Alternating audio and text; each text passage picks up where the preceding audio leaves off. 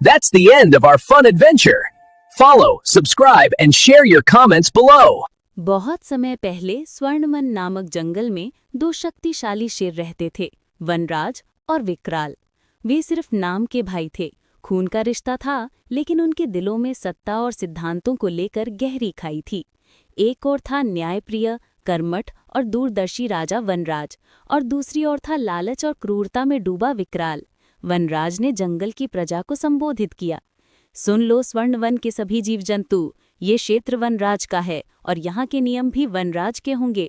वर्षों से ये नियम रहा है कि मांसाहारी केवल बूढ़े या बीमार प्राणियों का ही शिकार करें।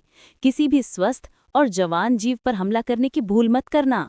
हमारा वन तभी समृद्ध होगा जब हर प्रजाति यहाँ सुरक्षित महसूस करेगी। तभी कुशल चूहा आगे आया। महाराज, मैं कुशल चूहा, यदि मेरी बात सुनने की अनुमति हो तो मैं कुछ कहना चाहूँगा। कुशल चूहा, खुलकर बताओ क्या कहना चाहते हो? वनराज ने पूछा। महाराज, शाकाहारी जीवों की दशा बिगड़ती जा रही है। जंगल की जो उपजाऊ भूमि अनाज उगाने लायक थी, उस पर तो आपके भाई विकराल का कब्जा है। बाकी की जमीन इतनी बंजर है कि पेट भरने लायक अनाज नहीं मिलता। आज तो किसी तरह गुजारा हो रहा है, पर आने वाले दिनों में भुखमरी हमारा सबसे बड़ा संकट होगी। वनराज ने गंभीरता से उत्तर दिया। कुशल, तुम्हारी चिंता जायज है, लेकिन हर समस्या का समाधान एक दिन में नहीं होता। आज के लिए संतोष करो, कल का सूर्य नई आशा लेकर आएगा। हम इस पर विचार करेंगे, और कोई भी अन्याय मेरा भाई भी करे तो सहा नहीं जाएगा। विकराल का आतंक। उधर विकराल अपने अड्डे पर था। उसने अपने वफादार लुक्कड़ भेड़िया से पूछा, क्यों रे लुक्कड़, इस बार जानवरों की गिनती क्या कहती है? मेरे इलाके में कितने शाकाहारी बचे हैं? लुक्कड़ ने डरते हुए कहा, महाराज, बस एक ही परिवार बचा है, रमेश बकरा और उसका छोटा बच्चा। बाकी सब तो आपके शिकार में समाप्त हो गए। सिर्फ 1 महीने में ही इस क्षेत्र में शिकार ढूंढना भी असंभव हो जाएगा। ये तो क्या बक रहा है? विकराल दहाड़ा। अगर शिकार ही नहीं बचेगा तो हम क्या खाएंगे? भूख से मर जाएं क्या? महाराज, यही तो आपको पहले सोचना चाहिए था। जब से आप राजा बने हैं, आपने इतनी बेरहम शिकार की है कि अब गिनती ही नहीं बची। अब हालत ये है कि आखिरी बचा शिकार भी आपके बड़े भाई के इलाके में भाग गया है। भागेगा कहाँ? शिकार मेरा है, चाहे वो भाई का इलाका हो या किसी और का। आज चाहे प्रलय आ जाए, मैं रमेश बकरा को खाकर ही दम लूंगा। चल लुक्कड़ भेड़िया, मेरे साथ। दोनों वनराज के क्षेत्र की सीमा पर पहुंचे। महाराज, यही वनराज का इलाका है, रमेश बकरा यहीं छिपा होगा, लेकिन ये जगह आपके लिए खतरे से खाली नहीं है। खतरा? ये जंगल मेरी नसों में बहता है। लुक्कड़, शिकार मेरा हक है, चाहे वो भाई का इलाका हो या किसी और का। आज रमेश बकरा का अंत निश्चित है। तभी झाड़ियों के पीछे से रमेश बकरा और उसका बच्चा डर के मारे कांपते हुए दिखाई दिए। भागो मत, तुम्हारा समय आ गया है। आज तुम्हारी चीखें इस वन में आखिरी बार गूंजेंगी। विकराल झपटा। अचानक वनराज उसके सामने आ गया। बस एक कदम और ये जंगल तुम्हारे नाम को हमेशा के लिए मिटा देगा विकराल। ये इलाका मेरा है और यहाँ मेरे नियम चलते हैं। तुम्हारे लालच ने पहले ही तुम्हारे क्षेत्र को उजाड़ दिया। अब तुम मेरी प्रजा पर पंजा उठाओगे? जब तक वनराज जीवित है, कोई भी मासूम इस वन में भय के साए में नहीं जिएगा। तू मुझे रोक सकेगा? मैं इस पूरे जंगल का शेर हूँ। मेरा शिकार मुझसे छीनने की तेरी हिम्मत कैसे हुई? विकराल ने चुनौती दी। हिम्मत नहीं, इसे राजधर्म कहो। राजा वो नहीं जो सबसे बलवान हो, राजा वो है जो कमजोर को भी उतना ही जीने का अधिकार दे जितना खुद जीता है। अगर तुझे भूख लगी है तो मैं तुझे शिकार दूंगा, लेकिन इस रमेश बकरा का एक बाल भी बांका नहीं होने दूंगा।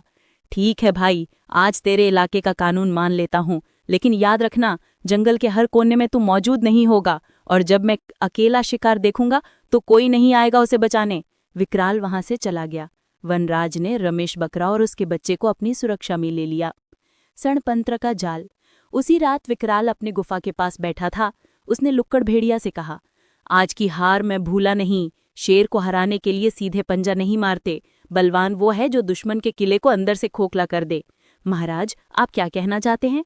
हम वनराज के इलाके में ऐसे बीज बोएंगे कि उसकी प्रजा उसी के विरुद्ध हो जाए। हम वहां अराजकता फैलाएंगे, अनाज चुराएंगे, पानी के स्रोत प्रदूषित करेंगे, ताकि उसकी प्रजा भूखी और प्यासी हो जाए। फिर जब लोग अपने राजा के फैसलों से निराश होंगे तो मैं उनके लिए मुक्तिदाता बनकर सामने आऊंगा। विकराल और लुक्कड़ ने रात में वनराज के क्षेत्र में जाकर तालाब में सड़ा हुआ मांस फेंका और अनाज के भंडार से चोरी की। अगली सुबह तेज घोड़े ने वनराज को रात में चोरों के पैरों के निशान की सूचना दी।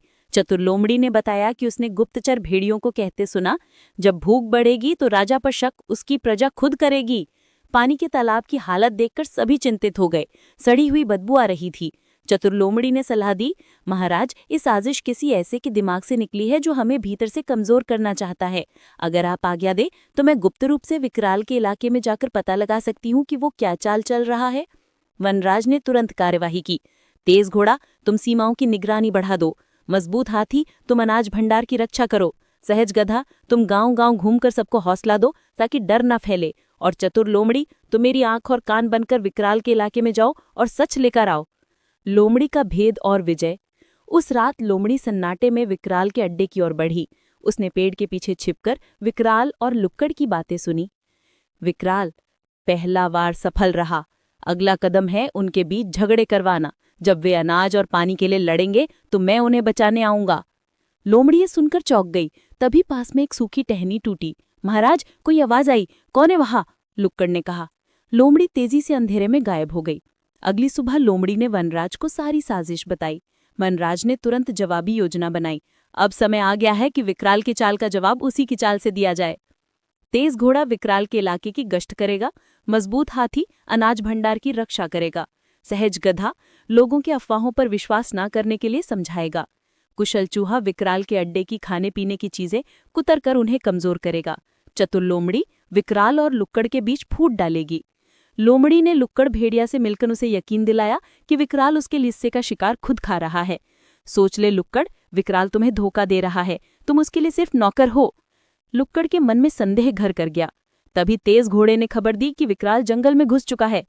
विकराल भोलू बकरा को पकड़ने ही वाला था कि मजबूत हाथी उसके सामने आ गया। तभी वनराज भी वहां पहुंचा।